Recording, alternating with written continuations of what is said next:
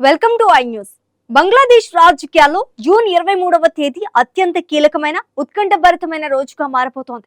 మాజీ ప్రధాని షేక్ హసీనాకు చెందిన అధికారిక అవామీ లీగ్ పార్టీ వ్యవస్థాపక దినోత్సవం సందర్భంగా బంగ్లాదేశ్ అంతటా భద్రతా సంస్థలు అత్యంత అప్రమత్తమయ్యాయి. ఈ వేడుకల సాగుతో దేశవ్యాప్తంగా అవామీ లీగ్ కార్యకర్తలు భారీ ఎత్తున రోడ్లపైకి వచ్చే అవకాశం ఉందన్న నిఘా వర్గాల హెచ్చరికలతో ప్రభుత్వం బంగ్లాదేశ్ వ్యాప్తంగా ముందస్తుగా పోలీస్ బలగాలను భారీగా మోహరించింది.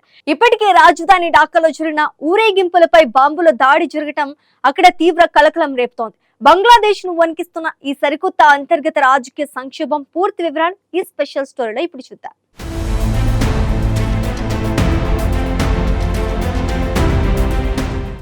బంగ్లాదేశ్లో శాంతి భద్రతల పరిస్థితి మళ్లీ నివురుగప్పిన నిప్పులా మారింది.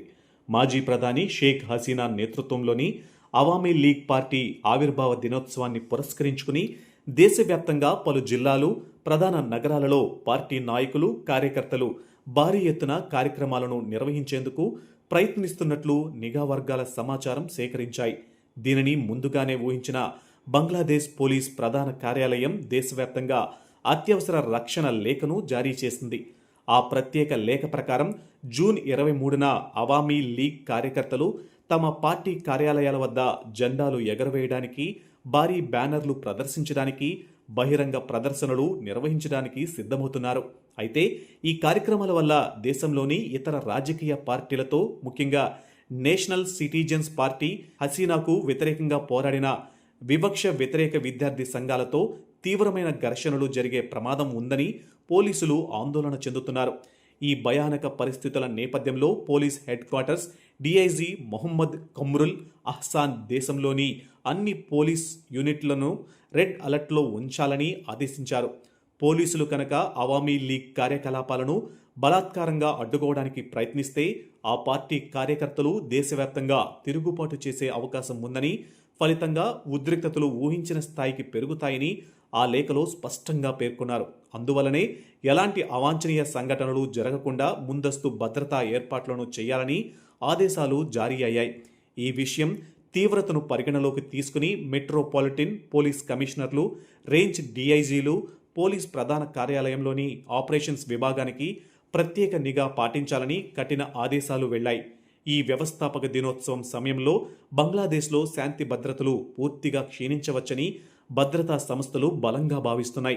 ఆందోళనకరమైన విషయం ఏంటంటే ఈ కీలక తేదీకి ముందే బంగ్లాదేశ్లోని పలు ప్రాంతాలలో అవామీ లీగ్ పేరుతో ఆకస్మిక ఊరేగింపులు, కరపత్రాల పంపిణీ ఘటనలు చోటు చేసుకుంటూ వాతావరణాన్ని వేడెక్కిస్తున్నాయి. గురువారం నాడు రాజధాని ఢాకాలోని అత్యంత రద్దీగా ఉండే మొహాకాలి ప్రాంతంలో జరిగిన అవామీ లీగ్ ఊరేగింపుపై గుర్తు తెలియని దుండగులు ఒక్కసారిగా కాక్టైల్ బాంబులు విసిరి పెను కలకలం సృష్టించారు. ఈ భయానక బాంబు దాడి ఘటన అనంతరం రంగంలోకి దిగిన పోలీసులు ముగ్గురు అనుమానితులను అదుపులోకి తీసుకుని విచారిస్తున్నారు. అదే రోజు అవామీ లీగ్ అనుబంధ యువజన సంస్థ అయిన జూబో లీగ్ కూడా నిషేధాలను ధిక్కరిస్తూ గణభవన్ ముందు భారీ ఊరేగింపు నిర్వహించింది. దేశంలో నిషేధిత రాజకీయ సంస్థల కార్యకలాపాల వల్ల ప్రజా భద్రతకు ఎట్టి పరిస్థితుల్లోనూ భంగం కలగకుండా చూసేందుకు తాము పరిస్థితిని డ్రోన్ల ద్వారా నిరంతరం పర్యవేక్షిస్తున్నామని పోలీసులు తెలిపారు. జూన్ 23న జరగనున్న కార్యక్రమాల దృష్ట్యా ఢాకా మెట్రోపాలిటన్ పోలీస్ డిఎంపీ అదనపు కమిషనర్ ఎస్ఎన్ నజ్రుల్ ఇస్లాం మాట్లాడుతూ నగరంలో ఎలాంటి హింస, విధ్వంసం లేదా అశాంతిని సహించేది లేదని, అందుకోసం ఢాకా అంతటా వందలాది వ్యూహాత్మక చెక్పోస్టులను ఏర్పాటు చేయడంతో పాటు అదనపు ర్యాపిడ్ యాక్షన్ ఫోర్స్ బలగాలను కూడా మోహరించినట్లు స్పష్టం చేశారు.